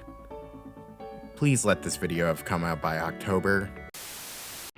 After that is Tendency, Spirits and Glamour. Okay, this game is still technically in development. Everything out right now is a playtest, but the playtest is pretty amazing. So I feel super comfortable recommending it to you guys. And it's a pretty easy sell as well. All I've got to say is, do you like JoJo's Bizarre Adventure? Would you like a game that mechanically represents JoJo's Bizarre Adventure? Then here you go. Alternatively, do you like Shaman King? And nobody likes Shaman King, except me. I really dig this game's mechanics and how its unique design perfectly sets up those like classic gotcha twist reveals that make JoJo's Bizarre Adventure so fun to watch. The game even has a free supplement released by the creator called Daemon Hackers, which gives it more of a Shin Megami Tensei / Persona energy, if that's more your speed. Also, while I'm here, I want to give a shout out to another game by the same creator, Hella Big Claws, called Do Not Fear, In Death We Bloom. This game has such a cool combat system and is absolutely soaked in some amazing atmosphere with its strong Bloodborne style dark gothic influences and setting. I won't dwell too much on this one because it looks like it's a little earlier in its stages of playtesting, but oh my god, would it be an absolutely tubular Halloween game. Like, so good I might actually play this for Halloween. We'll see. Next up, this was actually a game recommended by one of our anonymous contributors. It's called Animon Story, and it was created by the crazy talented Zach Burrow. Burrow? I don't know how to say your name. I'm sorry, Zach. This game is kind of a perfect cocktail for those of you who have nostalgia for mid-2000s monster media, and that's even outside of Pokemon. There's definitely some Digimon in here as well. It wears its influences on its sleeve, but honestly, I think that's a really good thing, especially with its super intuitive combat system and super cute artwork. I think this game is perfect for beginners to TTRPGs or those who like combat but, aren't super deep into crunch or like heavy tabletop gameplay, with its easy to grasp mechanics and deep pool of tools for player expression. Honestly, this is just kind of perfect. It's an easy, crowd-pleasing choice. This next recommendation is actually a fantasy game. Most of these recommendations actually didn't end up being fantasy games, but this one is, so way to go me. And it's also a award winner for the 2022 Indie Groundbreakers Award Game of the Year. It's Brave Zenith. Man, this game is just so fucking cool. It's a post-fantasy game that's inspired by old PS1 era JRPGs like Grandia, which, if you're somebody like me, that's enough of a sell, but it takes its setting into far more interesting places with its unique blend of long-lost technology and Brazilian culture. If you're looking for an easy to pick up and play fantasy game with a radically unique flavor, I cannot recommend this game enough. Next up is my kind of weird art house style off-the-wall pick, Headwear. I think that most people won't play this game, even if I'm recommending it here, just because it's the weirdest thing I'm gonna try and pitch to you, but oh my god, how counterculture and hot would it be if you did? The game is a single-player RPG with one GM, and in the game you play as an agent in a retro-futuristic version of Wall Street in 1994 as imagined in 1976. Honestly, there isn't much else to say about the game, but it's such a sick vibe and such a unique world, so I hope you give it a shot. You can literally do it right now too, since it's free, and you probably at least have one friend. I hope you have at least one friend. Please tell me you have at least one friend. Have you guys ever wanted to roleplay just being a fucking messy bitch? No? Just me? Okay. Well, for those of you who are like me, I would highly recommend our next game, Eyes on the Prize, the fake marriage TTRPG. Have you ever wanted to roleplay as a fake married couple? Well, here you go, you messy bitch. Look, this game might be designed to appeal to me since I love the fake marriage trope, but everything in this game is so mechanically perfect for encouraging that perfect, intoxicating play of tension and deceit that makes this trope so fun. If you have any time and 4 players, this is a awesome date night / double date night. Next one up is actually a bit of a unique one. We have the absolutely adorable and crazy fun group journaling and role-playing game, Macrons, Milkshakes, and Magic. The game follows a group of magical girls controlled by each of the players in the game, and the game mixes face-to-face roleplay with unique, independent, creative journaling sessions, creating a really fun and cozy game with easy-to-learn mechanics that's perfect for a group with limited time to meet up. As story progress is always being made, but individually, and then you get to share it. And I think that's a really fun thing that encourages some really fun writing. I absolutely recommend this to any group made up of creative writers who love to share their work, for just how beautifully it blends fantasy and reality and makes such an infectious atmosphere, can really sweep you up really quickly. Alright, so this next pick is like a game that feels like it was pinpoint designed to hit all my weak points when it comes to my sensibilities. And that's why, with great pride, I want to show you Empty Cycles by Rookie Jet Studio. So get this. This game is a Midwest emo, pop-punk, fooly-cooly, Parasite the Maximum inspired game about young adulthood in a small town. And dude, this game gets me hyped the same way as those dogs in the videos where their owners say all their favorite words in a row. Like, you guys have no idea how insanely perfect I eat up this aesthetic. everything this game is inspired by. It's like a little fucking liquid soup made up of the frontal cortex part of my brain. The game has an official soundtrack playlist on Spotify, and it's got fucking Jimmy Eats World and The Pillows on it. Also, look at this art. This is gorgeous. And all this comes with some of the most satisfying narrative mechanics I've ever seen in a game. Like, do I even need to sell this to you? Either you're the type of fucked up emo bitch that I am, where you were sold on the words "fully cooly," or you're not, and you're looking at me like I'm a crazy person. If it isn't clear, I'm a little obsessed with this game.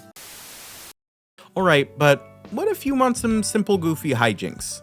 Well, don't worry, I got something for you there too. Introducing Skell IT-Ons. Skell IT-Ons is a rules-light one-shot game where the players play as a group of skeletons working an IT job during a small 8-hour shift. But during the shift, you have to complete secret ulterior motives, whilst also making sure you don't get fired and pretending to fix things until people leave you alone, like at any good job. I think this game is perfect for those looking for a regular show style game of insanely funny hijinks at a menial day job environment.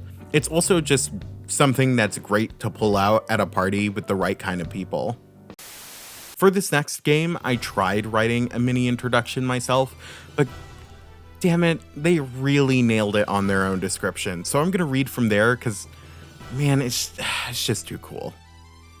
A turbine in your heart forever spinning, a solar system, your system, under threat. You and your friends in armor made of starlight and dreams against the nastiest bastards. Entropy can muster in a burning knife-edge dance across infinity. This is Infinite Revolution. Okay, so with that dope-ass intro out of the way, holy shit do I kinda love this game. It takes such an interesting approach to the sci-fi exosuit/mecha genre with such a dynamic and sleek style that strikes at everything it's trying to do so flawlessly. This game is oozing with such strong die-buster and gun-buster energy that scratches my brain in such a perfect way. This comes as a strong recommendation, especially with an upcoming remastered Overdrive edition coming soon to Kickstarter. Best to keep your eye out on this one and hop on as soon as you can, because something this saucy and this dope is rare. Hey, welcome. So this is unscripted. I'm putting this in during the edit. It is a modest 12:01 a.m. right now for me, so sorry if I sound tired. So between writing and then recording and then now editing, Infinite Revolution, Reloaded Edition, Redeemed Edition? Oh fuck, what was it called? Overdrive Edition. There we go, I'm a fucking idiot.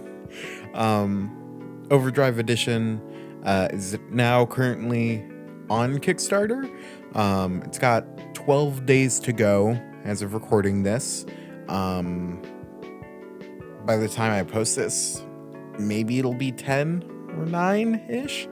And I just wanted to put in a thing here, say please go check out that Kickstarter. Gwen has done amazing work. It's on its way to getting its final stretch goal. That was my alarm clock. It's on its way to get its final stretch goal, which is awesome. I want to see it. So please go support it. You might be thinking to yourself, Zeta, you fucking hypocrite. Why aren't you paying for it? And that's because I'm broke. Subscribe to Zeta, the Forward Thinker, on YouTube so I can afford to subscribe to Kickstarters. Alright, this next game's a fun pitch. It's a mix between Breakfast Club, Twin Peaks, and the spookiest parts of Yu-Gi-Oh! Season 0.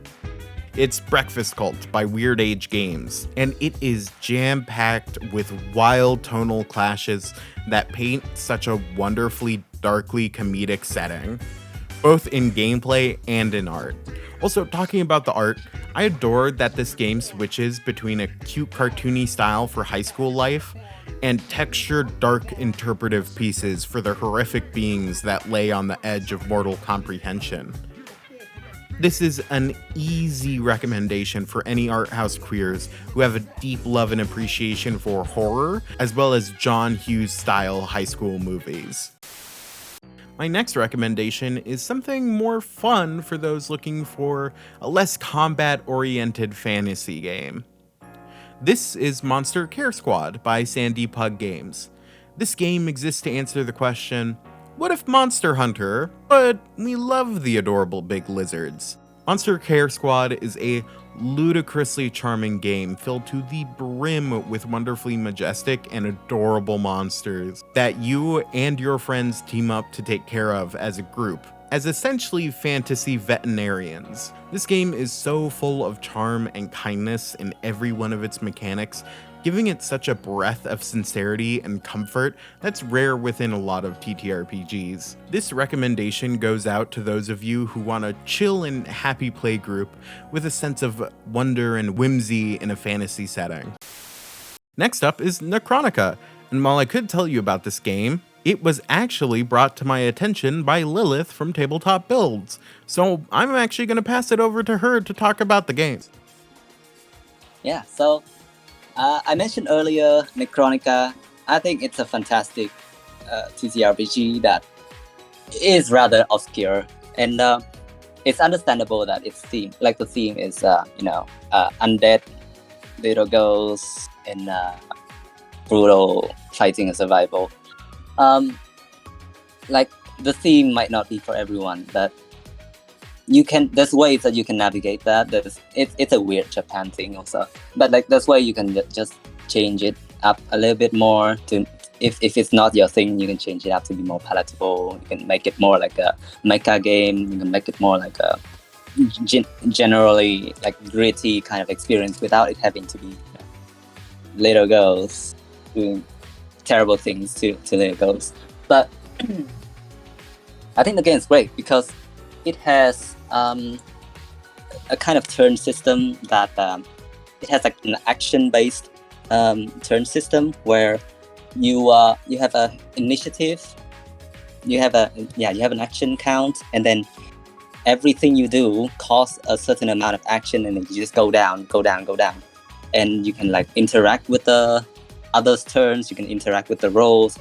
It's all like, my favorite thing about it is that it's very crunchy, but it's also every single bit of mechanic informs the flavors really well. Like this is a lawnmower attack. It will feel like a brutal like lawnmower. It's like it attacks multiple times and it hits hard. And then there's an attack that can like dismember. Then it will feel like a kind of weapon that it's trying to describe, to the point where you don't even need that much flavoring, reflavoring and you still get a very solid character concept going.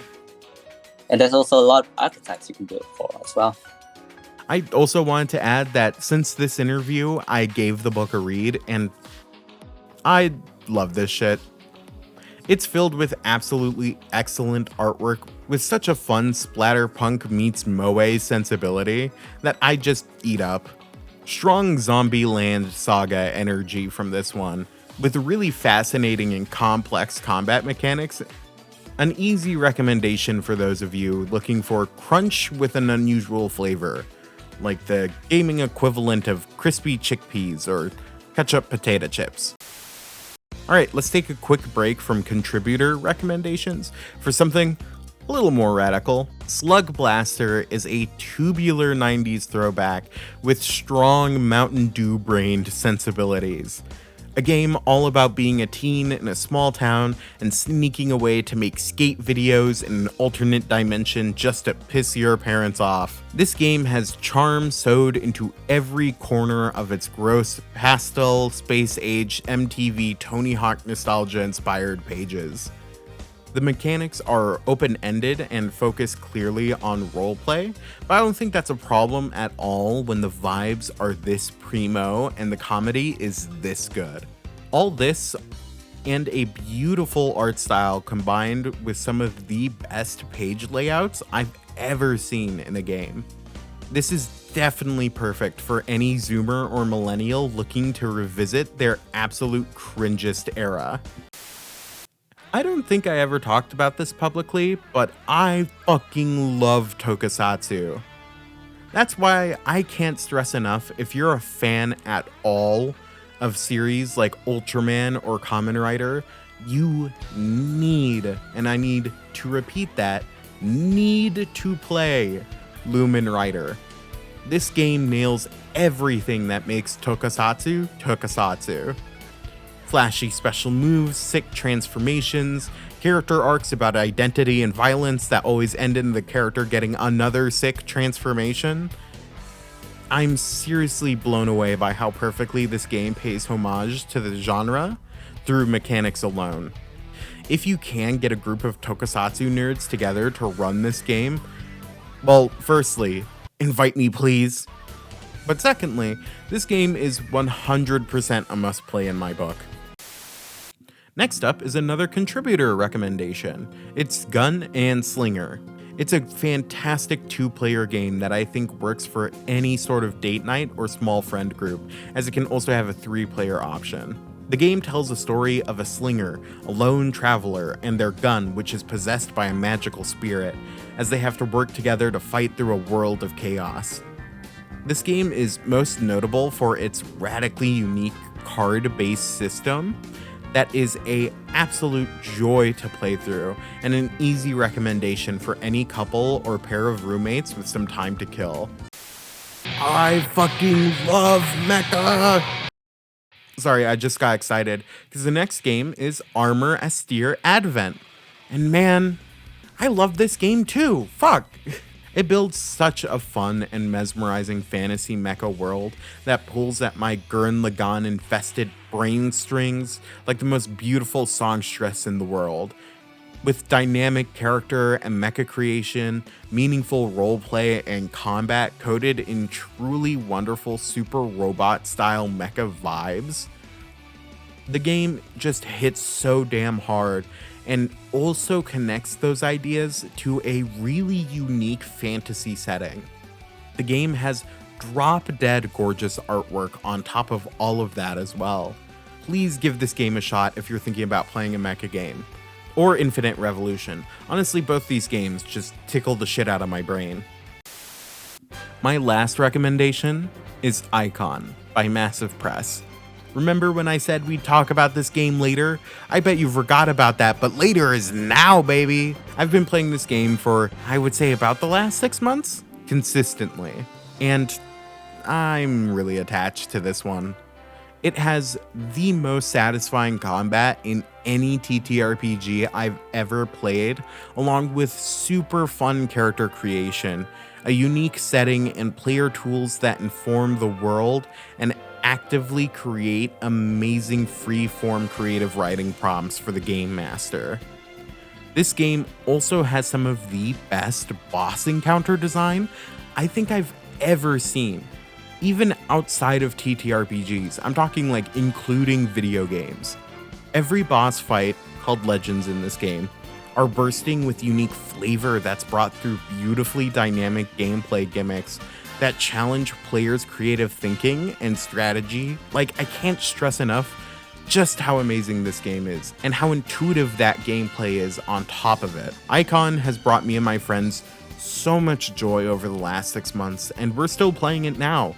So, I don't know. If that's not enough of a suggestion for you, I don't know how else to sell it.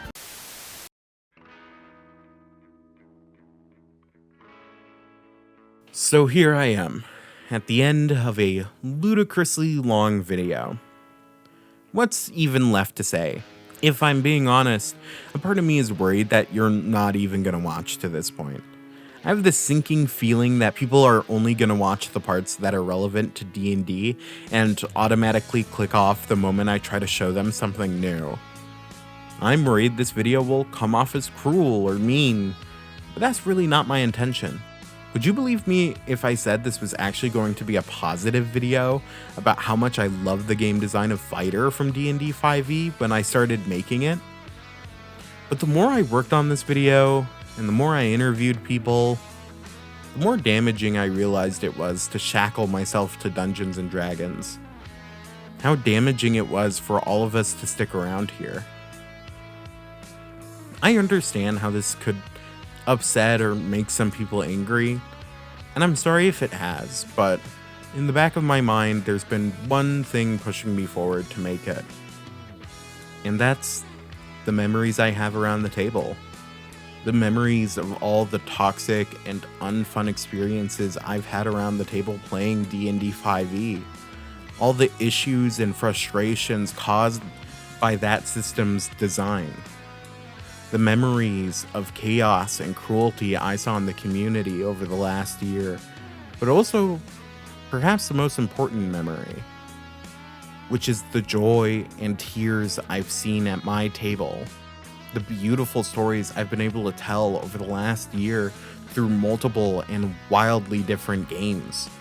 The joy and breadth of deeply unique experiences I've had when I was willing to step out, learn, and try new things.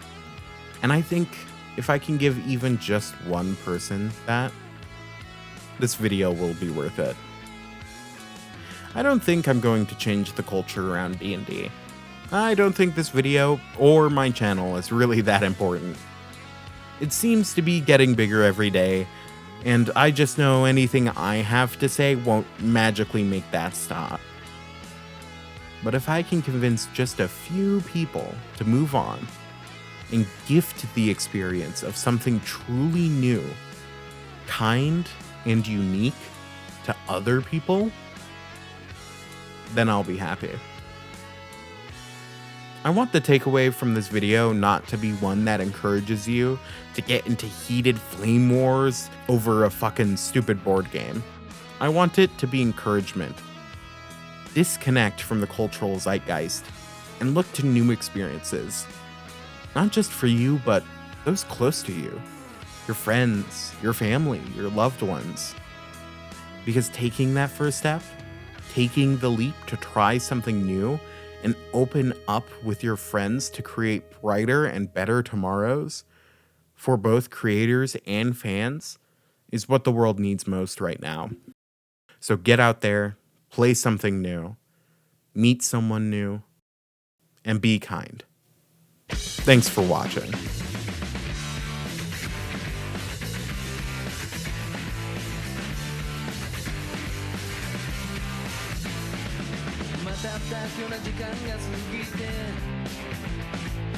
君に会えない日々がこの